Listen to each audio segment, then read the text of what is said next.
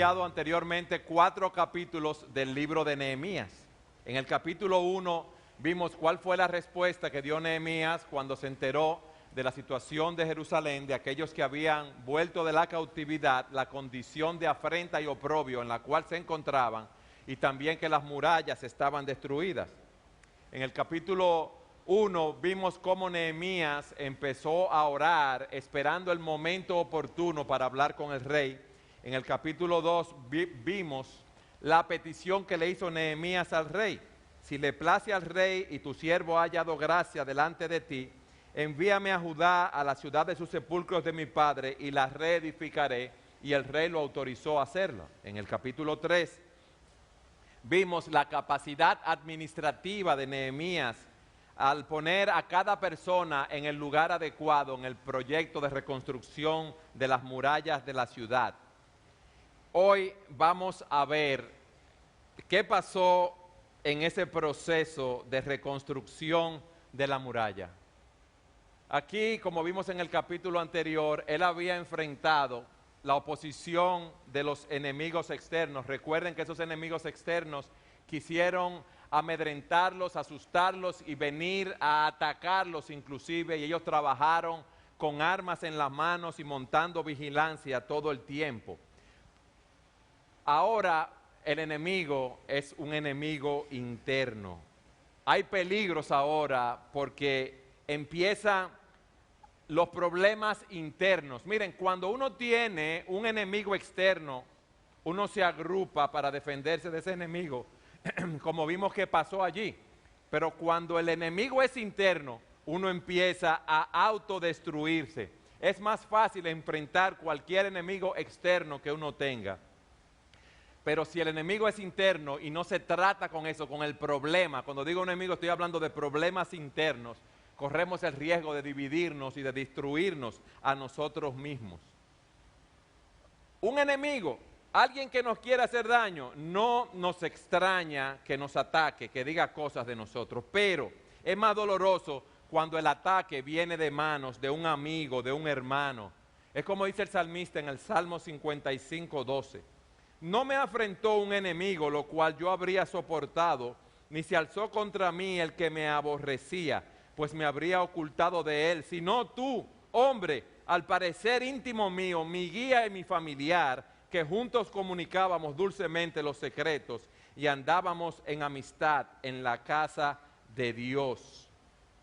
Y como dice el salmista en el Salmo 41:9, aún el hombre de mi paz, en quien yo confiaba, el que de mi pan comía, alzó contra mí el calcañar. Su amigo más íntimo lo había traicionado, un compañero de David, y vimos el caso del Señor que fue traicionado. ¿Qué vemos en el capítulo 5 de Nehemías que el pastor Sugel leyó en la lectura continuada? Bueno, había una situación de un abuso imperante. Y dice en el versículo 1 lo siguiente, Nehemías 5:1. Entonces hubo gran clamor del pueblo y de sus mujeres contra sus hermanos judíos. Fíjense, un gran clamor del pueblo y de sus mujeres contra los hermanos judíos. La ciudad estaba en ruina, ellos habían obtenido victorias, habían empezado a construir, estaban avanzando en esa construcción y se presenta un problema donde 4 grupos están involucrados. Fíjense lo que dice el versículo 2. Había un grupo que había pedido prestado dinero, granos, para comer y vivir porque no tenían comida. Había quien decía, nosotros, nuestros hijos y nuestras hijas somos muchos, por tanto hemos pedido prestado grano para comer y para vivir. Lo más seguro, la población allí había aumentado, las familias crecían, tenían hambre, crece la demanda de alimentos, también como veremos, aparentemente hubo escasez por algún tipo de sequía, pero ya las personas pedían comida, grano prestado para comer. Había otro grupo que para comer habían empeñado sus tierras, sus viñas y sus casas, versículo 3. Y había quienes decían, hemos empeñado nuestras tierras, nuestras viñas y nuestras casas para comprar grano a causa del hambre. Parece que la inflación estaba creciendo por la mucha demanda de productos que había allí. y los precios estaban subiendo y las personas tenían que poner en garantía sus casas, sus tierras y sus viñas para poder comer y tener préstamos. Había otro grupo que no pidieron granos para prestar, que no habían empeñado sus tierras aparentemente, pero tomaron dinero para poder pagar los impuestos del rey. Quizá parte del mismo grupo allí, versículo 4. Y había quienes decían, hemos tomado prestado dinero para el tributo del rey sobre nuestras tierras y viñas. Y el versículo 5 nos dice que había otro grupo, los que estaban explotando al pueblo. Versículo 5, ahora bien, nuestra carne es como la carne de nuestros hermanos, nuestros hijos como sus hijos. Y he aquí que nosotros dimos a nuestros hijos y a nuestras hijas a servidumbre, y algunas de nuestras hijas lo están ya, y no tenemos posibilidad de rescatarlas, porque nuestras tierras y nuestras viñas son de otro. Un tiempo muy difícil. Los judíos más ricos, en su mayoría aparentemente se habían aprovechado de los más pobres. ¿Y qué estaba pasando? Había una división creada allí. Eso era algo tan serio que Nehemías se detiene para los trabajos de construcción para abordar ese problema. Y nosotros aprendemos de aquí que para poder seguir adelante en cualquier área de nuestras vidas, en la iglesia, en nuestras familias, en nuestros trabajos, debemos resolver los conflictos, óigame bien, de una manera bíblica. En tu matrimonio, en tu trabajo, de una manera bíblica. Y lo primero que debemos aprender es llevar nuestras inquietudes delante de las personas o las autoridades competentes. El texto no nos dice si los judíos que fueron afectados hablaron primero con aquellos que los estaban oprimiendo.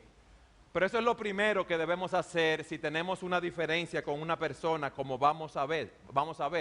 En este punto, o ellos fueron donde Nehemías, o Nehemías se enteró de la situación que estaba pasando. Pero aquí hay un punto interesante, y lo digo de manera general.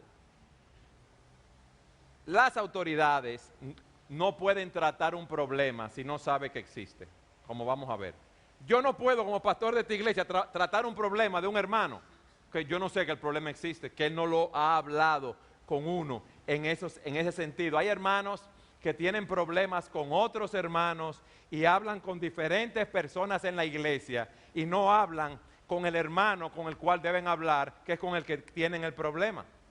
Entonces, habiendo visto esa situación que imperaba allí, yo quiero que veamos ahora los pasos que dio Nehemías para resolver el conflicto. Dice, y me enojé en gran manera cuando oí su clamor y estas palabras. Él oyó el clamor de los oprimidos y se enojó con los nobles y con los oficiales. Fíjense, Nehemías tuvo lo que llamamos una ira santa. Me enojé en gran manera. Yo me enojé muchísimo cuando oí esta palabra. ¿Y por qué? Porque esos judíos ricos que estaban prestando dinero estaban violando la ley que Dios les había dado. En Deuteronomio 23:19 dice la palabra: no exigirás de tu hermano interés de dinero, ni interés de comestibles, ni de cosa alguna que se suele exigir interés.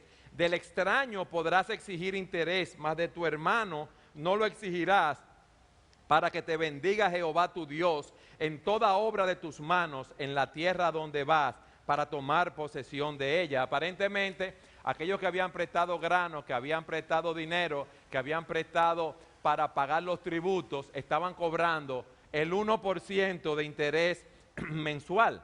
Fíjense que en el versículo 11, y leo de la Nueva Versión Internacional, dice: yo les ruego que le devuelvan campos, viñedos, olivares y casas, y también el 1% de la plata, del trigo, del vino, del aceite que ustedes les exigen. Y en la Reina Valera dice: os ruego que les devolváis hoy sus tierras, sus viñas, sus olivares y sus casas, y la centésima parte del dinero, del grano, del vino y del aceite que demandáis de ellos como interés. Él vio una situación muy mal hecha, un grupo de hermanos abusando de otros hermanos, y él se airó. Como dice la Escritura: airaos, pero no pequéis, no se ponga el sol sobre vuestro enojo. Nosotros podemos airarnos por una situación que no es acorde a los principios de la palabra de Dios. O sea, es justo que nosotros nos airemos cuando vemos en el periódico las violaciones que se cometen, los robos, los crímenes, los abortos, la promiscuidad, todos esos abusos que vemos a nuestro alrededor. ¿Y qué debemos hacer nosotros? Responder de una manera bíblica en esos casos que vemos esos abusos, por ejemplo, en el periódico, orando, predicando, y si estamos en una institución donde podemos canalizar nuestras quejas a las instituciones o las autoridades competentes, debemos hacerlo así. Yo me puedo airar cuando veo algo que transgrede la ley de Dios, cuando atenta contra la gloria de Dios, pero lo que no puedo hacer es pecar. Debo darle una solución bíblica. Ahora, fíjense algo. Nehemías se aira porque se ha transgredido la ley de Dios, se está prestando dinero a un interés alto. Y eso a mí me enseña que yo debo asegurarme de que si en un momento dado yo me airo por una situación, tiene que ser porque se está transgrediendo la ley de Dios o la gloria de Dios. ¿Qué pasa con nosotros, hermanos? ¿Por qué muchas veces hay conflicto? Y esto quiero decirlo desde el principio. Porque una persona tiene un punto de vista diferente al mío. Y la Biblia no condena que esa persona tenga ese punto de vista. Nosotros pensamos, perdón, en áreas grises, si podemos decirlo así, que las cosas deben ser de la manera que yo pienso. Pero la Biblia no dice que debe ser de la manera que yo pienso o de la manera que piensa la otra persona. Es algo de una preferencia personal. ¿Y qué pasa cuando el otro no piensa como yo? Empiezo a chismear, empiezo a murmurar contra otros hermanos o contra las autoridades que Dios ha puesto sobre nosotros. Yo les voy a poner unos cuantos ejemplos que estuve pensando. Hay una forma como ciertos hermanos educan a sus hijos que no contradice la palabra de Dios, pero es diferente a como yo pienso que debe ser. Por eso es su libertad de hacerlo así. Hay hermanos que piensan que debe haber un solo culto en la iglesia y no debe haber escuela dominical y debe haber un solo culto. Hay otros que piensan que debe haber escuela dominical y el culto. Hay otros que piensan que debe haber culto, escuela dominical, culto en la mañana y culto en la noche. ¿Quién está mal ahí? Yo no puedo decir que ninguno esté mal en ese sentido. La forma como manejan un ministerio, ahí se pintaron unas rayas en los parqueos, ¿ustedes lo vieron? El hermano Ricardo Mejía, que está a cargo de eso, que está haciendo una labor excelente para los hermanos minusválidos, quiso todavía extender los parqueos para las personas que tienen cierto tipo de problema, dio esa idea y como él es la persona, junto con el equipo que trabaja en los parqueos, que han conseguido modificado los parqueos, nosotros le dijimos que sí e hizo ese diseño ahí. ¿Está mal lo que hizo Ricky? Porque lo hizo diferente a como yo pienso. ¿Está mal? Le pregunto a ustedes. No, no está mal. Está mal que si en Corral reciben los niños, no sé a qué hora, a las 9:30 de la mañana, y yo quiero que los reciban a las 9:15, o que me digan que si yo llego a las 10 no me dejan, no me reciben el niño porque hay un cupo. No sé si es así exactamente. ¿Está mal? No, porque ellos son las autoridades y ellos ponen sus reglas allí. Muchos piensan que debemos dividir la iglesia en grupos pequeños y tener culto de escuela dominical en la mañana, escuela dominical en la mañana, culto de adoración en la mañana y en la tarde tener grupos pequeños. ¿Eso es malo? No, eso es un punto de vista y hay iglesias que lo hacen así. Hay algunos que piensan que la adoración se debe dirigir de una manera y otros piensan que se debe dirigir de otra manera. Aquí el pastor Sugel anunció que se va a dar una serie de Eclesiastés, pastor, ¿verdad? Quizá usted no quiere una serie de Eclesiastés y usted quería que predicaran de Santiago. ¿Eso es malo? No.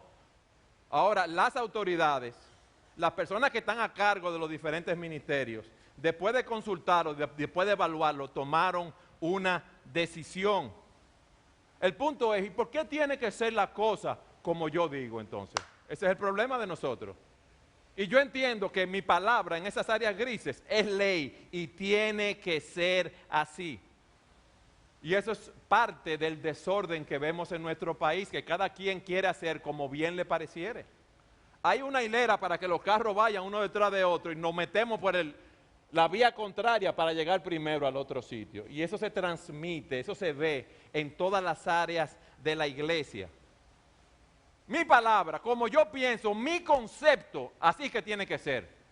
Porque yo soy el que más sé aquí. Y las autoridades, eso de los parqueos, o pintar cuna de tal o cual color, o corral, o tener espacio para tantos niños, o que sean las reglas de tal o cual manera. ¿Tú puedes pensar diferente? Sí, pero tienes que someterte a la autoridad y no puedes estar criticando el día entero qué es lo que pasa en el país y pasa en la iglesia también. Entonces yo debo asegurarme que cuando yo voy a tratar un conflicto haya un pecado. Yo puedo ir donde la autoridad competente, por ejemplo, en el caso de los parqueos. Oye, Ricky, y todos esos parqueos, por favor, explícame tu racional para tú poner todos esos parqueos y él te lo explica. Aunque tú no estás de acuerdo, es tu derecho, pero tú no tienes por qué criticarlo porque él es la persona encargada y él tomó la decisión. Piensa tú en los problemas que tú has tenido últimamente con diferentes personas y chequea cuántos de esos problemas es que la persona ha transgredido la ley de Dios o cuánto es que esa persona piensa diferente de lo que tú piensas. Asegúrate de que esa persona esté violando un principio bíblico. Nehemías se airó en gran manera por el abuso que había. Pero fíjense lo que dice en el versículo 7. Ejerció autocontrol. Dice, entonces lo medité. Antes de hablar con las personas que estaban haciendo daño, dice, lo medité, yo lo reflexioné con detenimiento. Él no se precipitó, aún teniendo la razón con lo que había oído y sabía, sin meditar en el curso de acción a seguir. Él se airó, pero se quedó tranquilo. La Escritura dice, mejor es el que tarda en airarse que el fuerte, y el que se enseñorea de su espíritu que el que toma una ciudad. El punto aquí es que si yo quiero trabajar con los conflictos que se presentan en todo lugar, incluyendo en la iglesia específicamente, yo debo hacerlo de una manera bíblica. Y Nehemías es un ejemplo de esto. Él siguió los pasos bíblicos para confrontar a esas personas. Lo primero que él hizo fue confrontarlo privadamente. A él no le importó su condición social, familiar, militar, económica, sino que fue y habló con ellos y dice, y reprendí a los nobles y a los oficiales y les dije, exigís interés cada uno a vuestro hermano. Y luego de haberlos reprendido a ellos, convocó una asamblea. ¿Y por qué convoca esa asamblea? Porque eso era un pecado público. El pueblo entero estaba envuelto en eso y muchos de los nobles y de los judíos ricos. Y como eso era algo público, él lo confrontó públicamente. Confrontó a aquellos que estaban abusando con su egoísmo, con su codicia de los hermanos. Y fíjense en el texto, yo quiero que ustedes vayan a la palabra y vean las motivaciones de Nehemías. Miren el versículo 7. Y les dije, exigís interés cada uno a vuestros hermanos. Él está apelando al amor de ellos. Ellos estaban abusando de sus propios hermanos judíos, con los que habían estado cuerpo a cuerpo con ellos, trabajando, reconstruyendo el muro, enfrentando esos problemas que se habían presentado. Y en ese discurso, en ese texto, él utiliza 4 veces la palabra hermano. Y él está apelando a ese amor por los hermanos. A ese que tú estás criticando porque hizo la cosa de una manera diferente a ti, aunque no violó la palabra, ese es tu hermano en Cristo. Eso es lo que tú debes entender.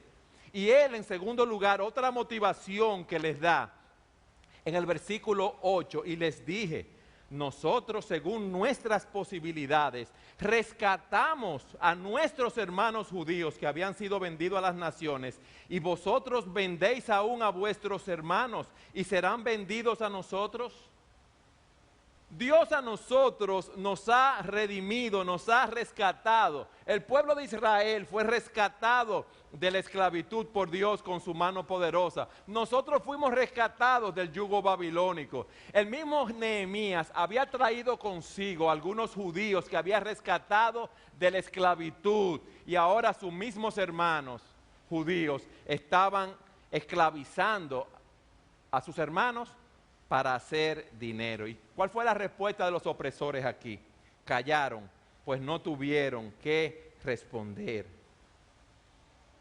Cuando tú te veas criticando a algún hermano, a alguna persona, piensa que esa persona tiene la imagen de Cristo, la imagen de Dios, fue hecho a la imagen de Dios. Y cuando tú te veas criticando a algún hermano, a alguna hermana en algún área de la iglesia, a un pastor, un diácono, a cualquier persona, piensa que ese es tu hermano, es alguien por quien Cristo derramó su sangre en la cruz del Calvario, que Cristo lo redimió con su sangre. Y si Cristo lo amó, tú no tienes derecho, si Él lo rescató de su condición, a estar criticándolo. Tú debes dar los pasos bíblicos para hablar con esa persona si tienes una diferencia o hay una situación de pecado.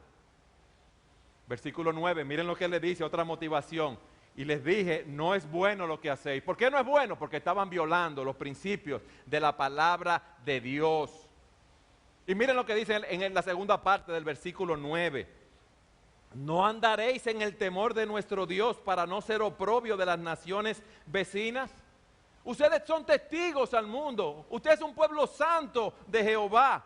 Las naciones a nuestro alrededor están viendo, nos están viendo como el pueblo de Dios, la obra de nosotros.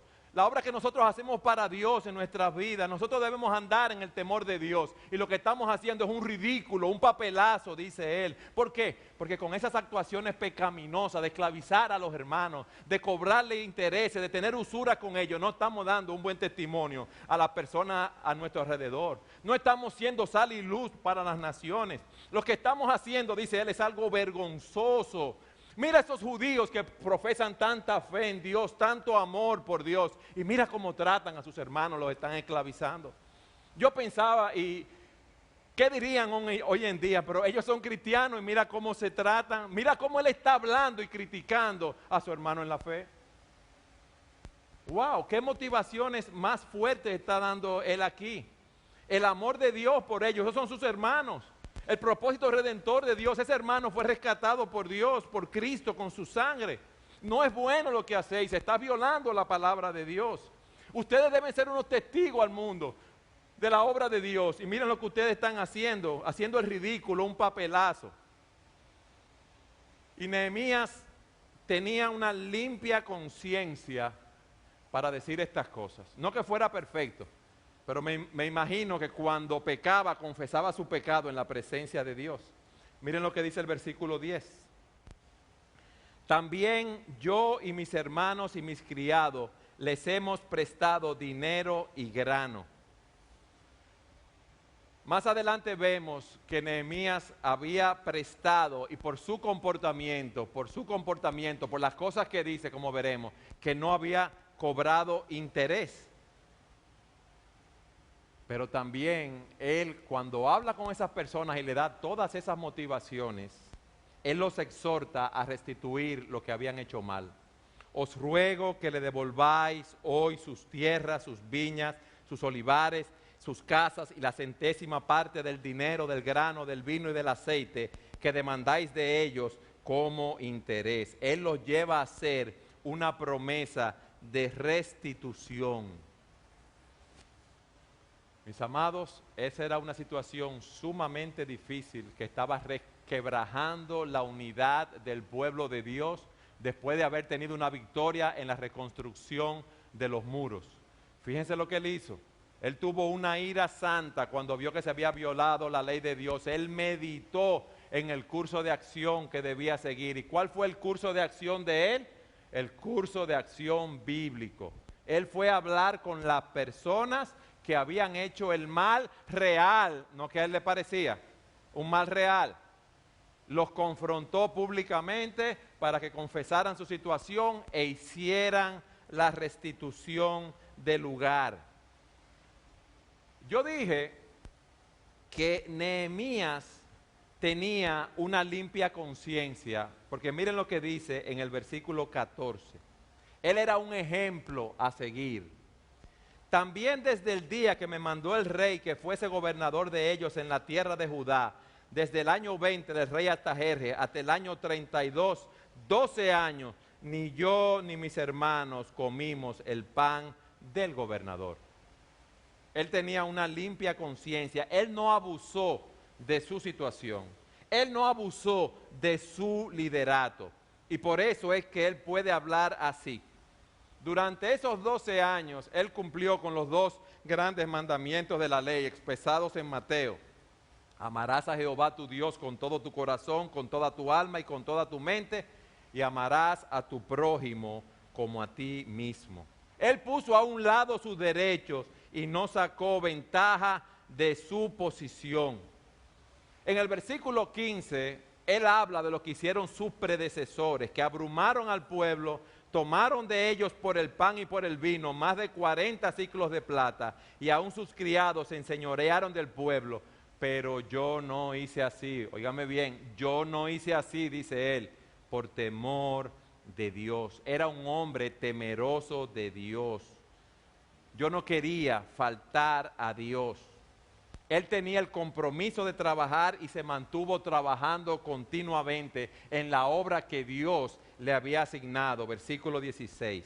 También en la obra de este muro restauré mi parte y no compramos heredad, y todos mis criados estaban allí en la obra. Él trabajó junto con sus criados. ¿Qué aprendemos con todo esto, mis hermanos? Miren, nosotros, cada uno somos diferentes, no somos cortados por la misma tijera. Dios nos hizo de manera diferente, hombres, mujeres, con texturas diferentes, maneras diferentes. Y cuando hay personas diferentes interactuando con diferentes maneras de pensar, salvo por la sangre del Señor, estoy hablando de la iglesia, pero con pecados remanentes, ¿qué da eso? ¿Perfección? No, no, hay diferencias, hay enfrentamientos, hay conflictos. Donde quiera que hay personas está el potencial para los problemas. Entonces, lo primero que debemos hacer es saber que eso es una realidad.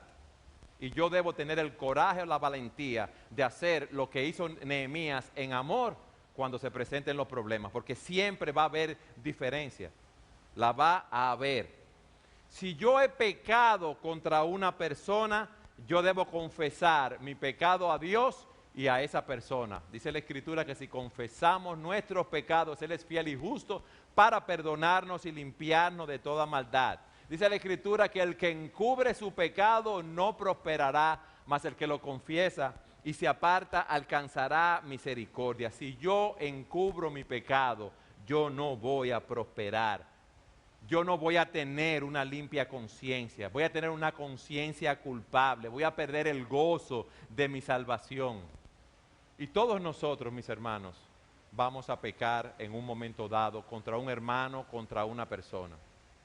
Ahora, con todo este proceso de construcción, con todos estos procesos que te están dando de arreglo, de cambio en la iglesia, lo más normal puede ser, entre comillas, que tengamos diferencias, y eso es así, tenemos diferencias, cómo debemos hacer las cosas.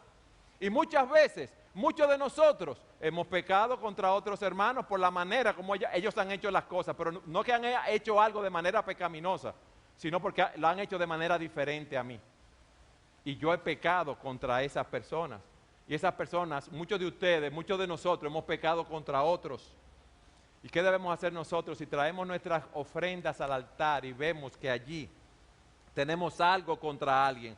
Debemos dejar nuestras ofrendas delante del altar e ir a reconciliarnos con nuestro hermano y entonces volver a presentar la ofrenda. Esa es nuestra parte.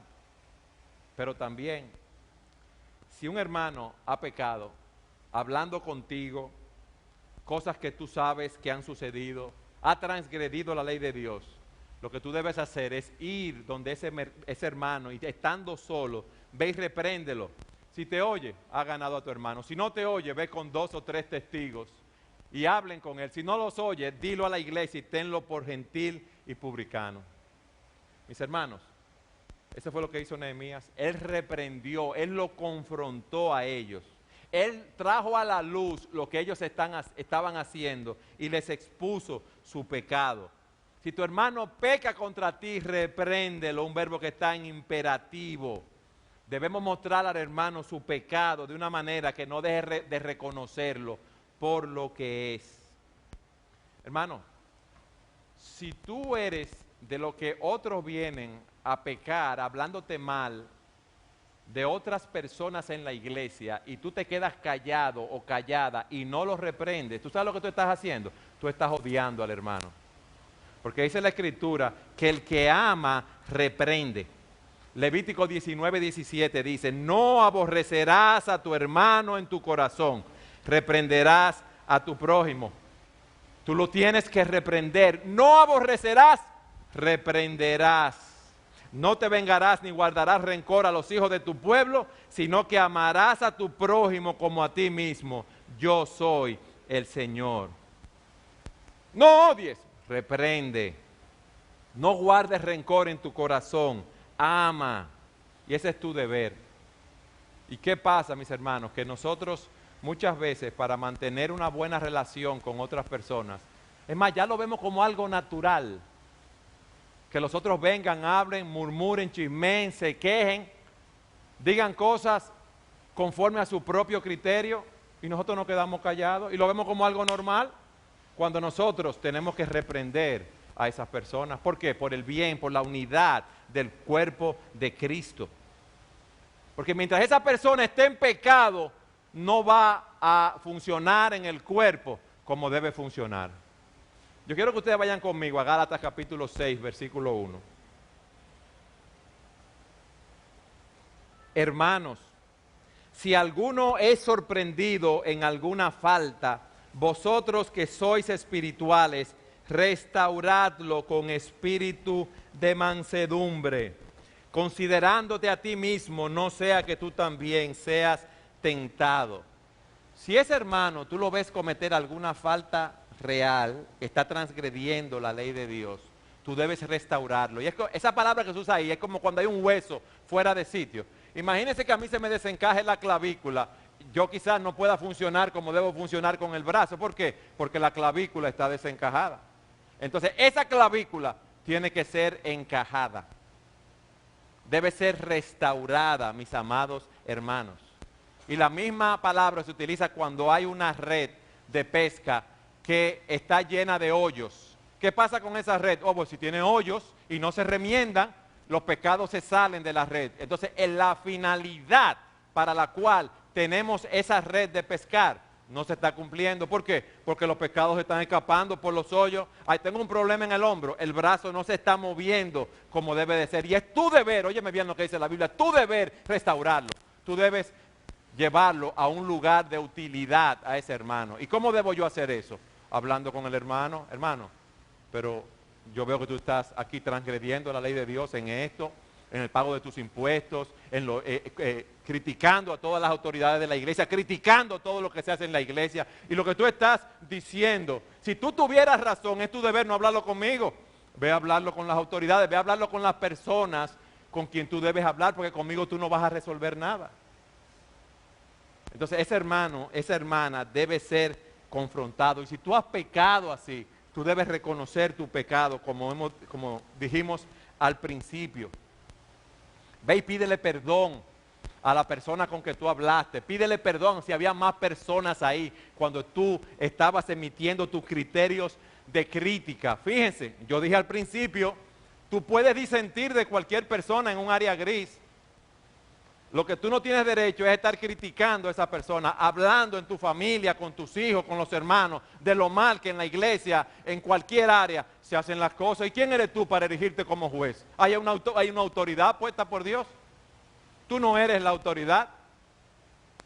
Puede que la autoridad te esté haciendo algo en la manera de hacerlo que deba mejorar, pero va a mejorar si tú vas y hablas con esa persona. Por eso yo al principio decía que yo no puedo saber que hay un problema o hay una diferencia si tú no vienes donde mí y me lo comunicas.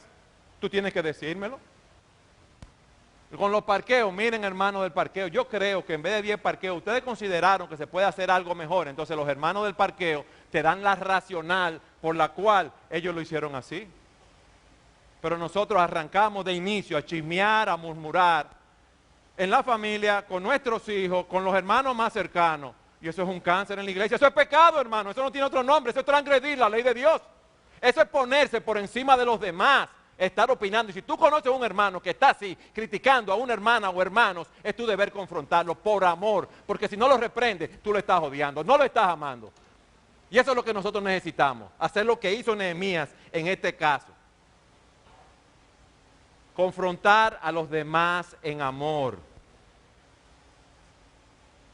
Ninguno tenga más alto concepto de sí que el que debe tener, sino que piense de sí con cordura, conforme a la medida de fe que Dios repartió a cada uno. Fíjense que Pablo le dice a los romanos, no piensen más alto de sí, porque que lo que deben pensar, porque uno siempre piensa que uno es más de lo que es. Y uno siempre quiere que las cosas se hagan como uno dice, y así no debe ser.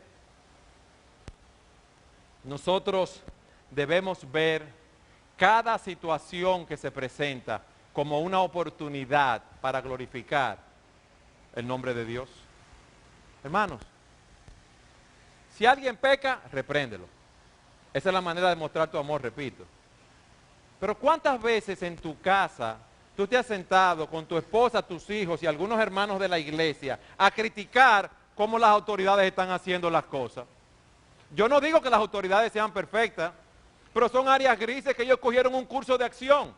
Si en la iglesia nosotros tenemos ahora una escuela dominical, un culto en la mañana y un culto en la noche, ¿eso está bien, no está mal? Y los pastores hasta ahora hemos decidido hacerlo así. ¿Eso está mal? No. ¿A ti no te gusta? No, pero es tu derecho, óyeme bien, pensar de una manera diferente. Lo que no es tu derecho es estar criticando las cosas como se hacen en la iglesia. Tú has pecado contra Dios y lo has hecho así. No hay otra manera de verlo. Si has estado hablando, murmurando en contra, ¿por qué? No tiene por qué ser así. Entonces yo debo ver cada oportunidad que se me presenta como una manera de yo glorificar el nombre de Dios. Mis hermanos, yo decía al principio que en el país vemos que hay un caos porque hay autoridades en las diferentes áreas, civiles, autoridades militares, en los ayuntamientos, y nadie respeta lo que se hace. Queremos estar criticando, queremos estarnos oponiendo a lo que se hace allí. Nosotros debemos someternos en amor a las autoridades y nuestras diferencias, que tenemos el derecho a tenerlas en cosas que no transgreden la palabra de Dios, podemos canalizarla y verla racional por la cual se están haciendo las cosas. Es más, podemos aportar a la vida de la iglesia, de cómo se hacen las cosas, con nuestras opiniones, con las personas encargadas, porque quizás hay cosas que pueden mejorar y con mi opinión esas cosas mejoran. Con tu opinión tú puedes ir y aportarle a los hermanos en cuna, en corral, a los que están trabajando con los grupos pequeños, a los que están trabajando con los parqueos. Tú lo puedes hacer. Llévale tu punto de vista, pero no estemos haciendo lo que hicieron estas personas aquí, que estaban pecando, óyeme bien, pecando contra el pueblo de Dios. Y por eso Nehemías los confrontó a ellos en privado y luego en público. Por eso los hizo ver que aquellos a quienes ellos criticaban, a quienes ellos extorsionaban, eran sus hermanos, sus compatriotas. Ese quien tú criticas, te repito, es tu hermano en la fe. Son las autoridades puestas por Dios. Son las personas que Dios la ha puesto en un lugar para hacer una función en el cuerpo. Es alguien que ha sido lavado, oye bien, rescatado por la sangre de Cristo. Ya Cristo lo rescató y ahora tú te sientes en el derecho de criticar a ese hermano por cómo hace las cosas. Mis amados, no seamos así. No hagamos las cosas así. Si amamos, vamos a reprender. Si odiamos, nos vamos a quedar callados, nos vamos a llenar de resentimiento. Hay personas que pueden estar en un grupo y en ese grupo alguien hace algo contrario a la palabra de Dios, critica, chismea, murmura, lo que sea, y esa persona, ¿usted sabe lo que hacen? Se apartan de esa persona en ese grupo, pero tu deber es confrontar a ese hermano, tu deber es confrontar a esa hermana, porque esa persona no está siendo de utilidad en el cuerpo de Cristo.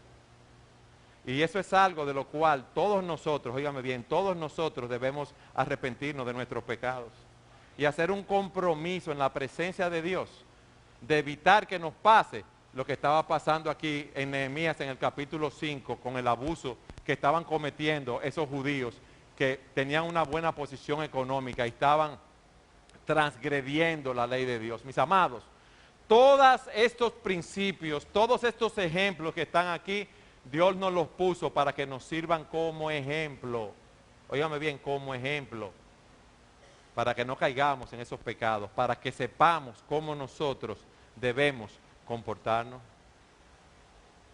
Qué bueno que tenemos la palabra de Dios. Qué bueno que tenemos la guía de Dios. Mis hermanos, vamos a actuar siguiendo los ejemplos que tenemos aquí. Acuérdate de algo. El que se humilla será enaltecido, pero el que se enaltece será humillado. Dios no nos va a bendecir si nosotros no confesamos nuestro pecado. Y recuérdate que tú y yo nos convertimos al Señor. ¿Por qué? Porque éramos pecadores. Hemos sido redimidos por la sangre de Cristo, pero no hemos sido glorificados. Entonces, ¿cuál es tu problema para tú confesar tus pecados a aquellas personas con las cuales tú has pecado? ¿Cuál es tu problema? Si somos pecadores o no, ya tú no eres pecador. Lo somos. Cristo nos redimió por su sangre, pero no hemos sido glorificados. Entonces, hagamos lo que tenemos que hacer. Y si tú has estado con hermanos en grupos donde se ha pecado de una u otra manera, tú debes en amor, meditándolo, hablar con esas personas. No dejes de hacerlo.